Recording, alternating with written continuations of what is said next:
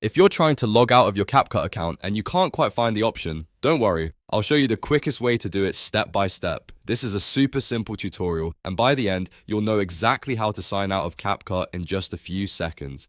If this video helps, make sure to hit the like button and subscribe for more easy tech tutorials just like this. Alright, let's jump right in. First, open CapCut and make sure you're on the main screen where you can see your profile picture on the left side menu. Look closely next to your profile picture and you should see a swap or interchange icon. This is the button you need to click to manage your account options. Go ahead and select that icon now. Once you click it, a menu should open with different account related actions. From that menu, look for the sign out option. This is the button that will log you out of your CapCut account on this device. Click sign out and CapCut will disconnect your account session. After that, you'll be taken back to the login screen, which means the logout process is complete. And that's it. You've now successfully logged out of your CapCut account. If this tutorial helped you out, don't forget to like this video, subscribe to the channel, and leave a comment if you want more CapCut tips, tricks, and beginner guides. Thanks for watching, and I'll see you in the next one.